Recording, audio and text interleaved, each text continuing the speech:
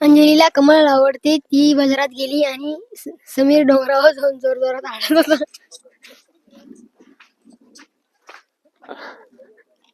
अंजनीला अंज अरे बोल. अंजनीला अबे जल्दी बोल, कल सुबह पनवेल निकलना है. अंजनीला कमळ आवडत होते.